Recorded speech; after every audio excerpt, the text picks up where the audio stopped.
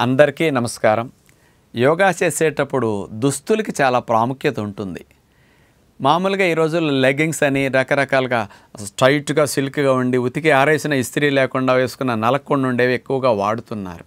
కానీ అవి ఒంటికి అంటిపెట్టేసి ఉంచుతాయి. వెంటిలేషన్ ఇవ్వలేవండి.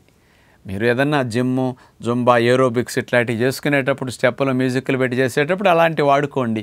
కానీ యోగా చేసేటప్పుడు కాటన్ వస్త్రాలు, ఖద్దరు వస్త్రాలు, బాగా చెమటను పీల్చేవి, లూజ్గా ఉండే వస్త్రాలు ధరించి యోగా చేస్తే గాలి రాకపోకలకు బాగా జరిగి మరి కణకణానికి ప్రాణవాయు సంచారం బాగా వెళుతూ బాడీలో హీట్ ప్రొడ్యూస్ అవుతున్నప్పుడు మంచి కూలింగ్ ఇస్తూ ఇంటర్నల్ వాతావరణాన్ని కూడా మీకు కాస్త వేడెక్కి చిరాకు అనిపించకుండా మంచి స్థితిలో ఉండటానికి ఈ దుస్తులు సహకరిస్తాయి.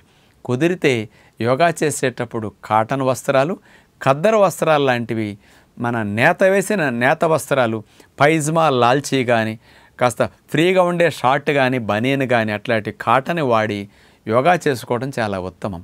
ఆడవారికైతే పంజాబీ డ్రెస్ లాంటివి చక్కగా అట్లాంటి సాంప్రదాయబద్ధమైన ఉపయోగించుకుని యోగా చేయగలిగితే చాలా బాగుంటుందన్నమాట.